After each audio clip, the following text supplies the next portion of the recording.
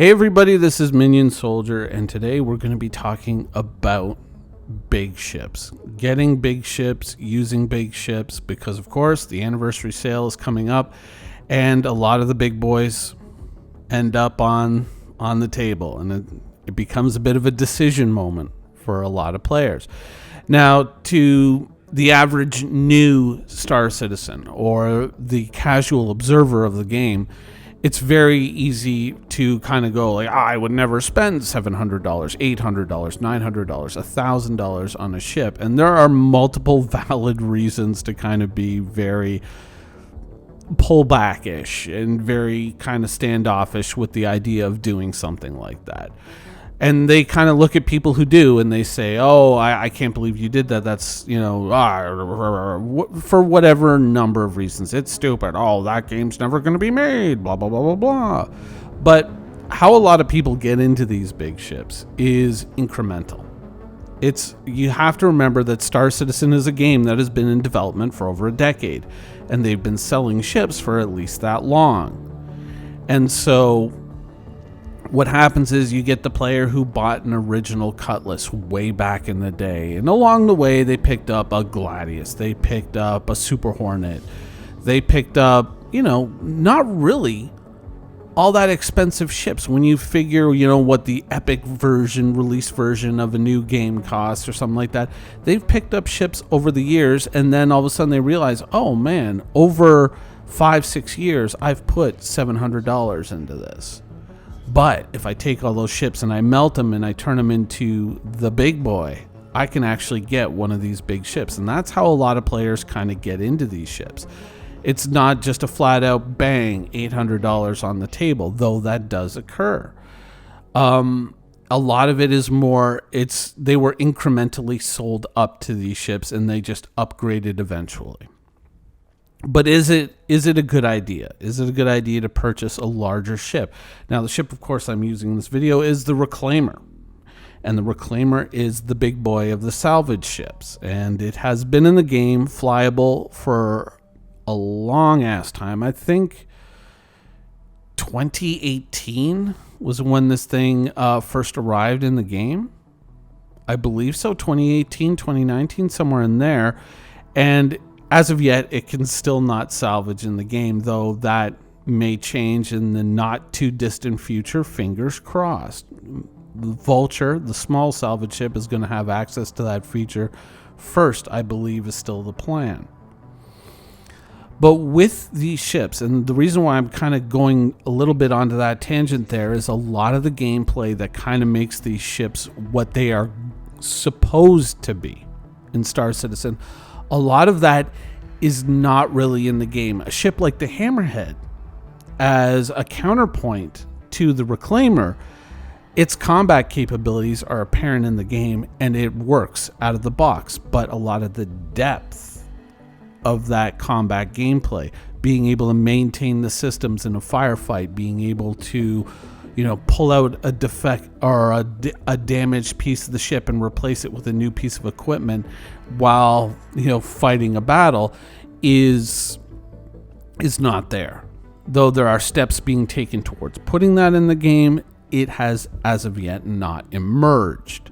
So really what it is it's just a flying collection of turrets that a pilot flies around, and the turrets more or less gun everything down so long as you have players in them. And realistically, that's what most of these ships are. They're just flying gunships and turrets of variable speed and maneuverability. In some cases, cargo ships, but in general, they're all just gunships right now. When you're thinking about purchasing a big ship like this, you have to be realistic. You have to be realistic. One of the things that you're going to very quickly realize, and luckily I was able to capture that in this video here, the Star Citizen community never fails to disappoint. It's one of the things about Star Citizen that makes me smile, is that when you want somebody to do something nefarious in Star Citizen, there's always somebody waiting in the wings to do it. But we'll get to that in a minute. you have to be realistic about the capabilities of a ship like this. It has a fairly decent combat capability, not compared to other larger, more combat focused ships, but against smaller ships, it certainly has its potential. And we've shown that off on this channel before, but it requires a crew. Not just you, it requires multiple players interacting with the turrets and various ship systems to really kind of make that work. And that can be challenging. A lot of us are kind of used to the idea in video games, you sit down, you play, you do your thing, and you don't want to be dependent on waiting for other people to join in. Think of it kind of like when you're playing a game, let's say like Hell Let Loose. You can run around and you can shoot and you can be an infantry soldier and you can work as a part of a team, but you can still work fairly independently. But if you want to drive around in a tank, you need a team. Next boat over. Nice.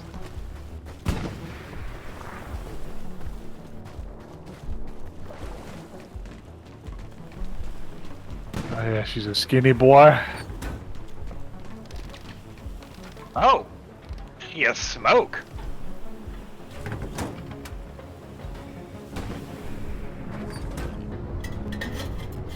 Yep. Yeah, look at him smoking now.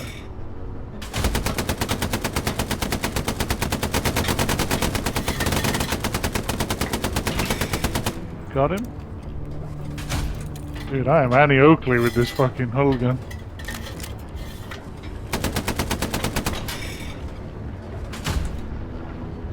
Killed a friendly that got too close up there. Fuck him.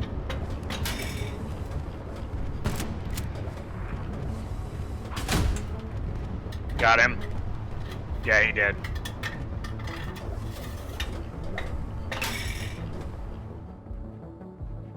Now, I'm using Hell Let Loose as an example because the truth of it is that a tank on the battlefield in Hell Let Loose is both a liability and an asset, depending on who is operating it and how they are operating it. You can get into battles where every single person out there seemingly has a Panzerfaust and you're just getting eaten alive and you just can't get anything done. And then you can get into other battles like that battle there, which ended up, I think we ended up racking over 50 enemy kills and we ended up stopping the takeover of the final base. We ended up winning that battle and we racked up like insane kill death ratios, but that's not always how it plays out. It depends on how you use it and how you're supported by other players. And that is a very important thing to talk about when you talk about big ships in Star Citizen, because while it takes place in an entirely different era and it uses different mechanisms of combat and commerce, it is still a relevant example of if you are not supported and you're in one of these big ships, it can drastically change the outcomes of your gameplay. And so you have to be open to the idea of working as part of a team. And that means, you know, being able to take criticism on the things that you're doing. It's the same as, you know, if you want to get to the highest content in Final Fantasy 14 or WoW or whatever MMO that you might be playing, you typically need a group of players who will kind of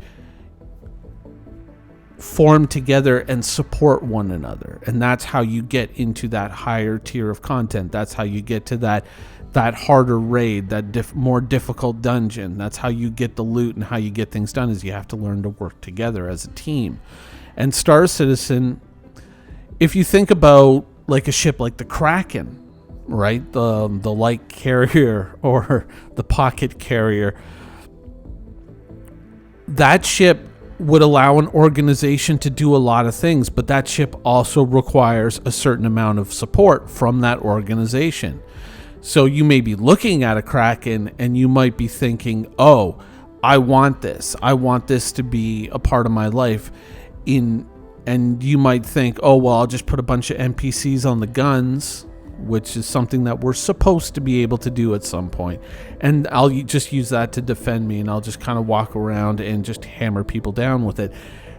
Maybe not. You have to remember that you are going to be very vulnerable to torpedoes, and there's a lot of ships out there with capital-sized torpedoes. So you're going to need people to defend you, to sweep around you. And some people are not going to understand that. In Hell Let Loose, you often say, oh, where's the tank? Why isn't the tank coming out here and doing this thing? And it's because there's no one there to support the tank and protect it from infantry, from guys with bazookas or Panzerfausts. It's a very intricate, layered, and at times challenging and frustrating experience, but it can also be an incredibly rewarding experience. And it can turn the tide of a battle, as we kind of did there.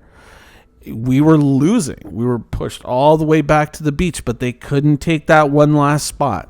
They couldn't get it because that little airhead that they put down and all that infantry that they were sending in there, and that footage of that massacre,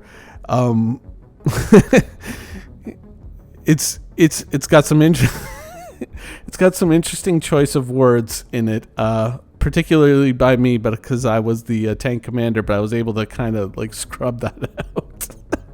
But it was a harrowing and long experience, but we just tore it up. But we were working as a team, and we were in a unique position where we actually kept the tank on the landing craft so we couldn't be shot from the side. So all we had to focus on was what was in front of us, and so we were able to completely put ourselves in a position where we could blunt that entire offensive and just shut it down.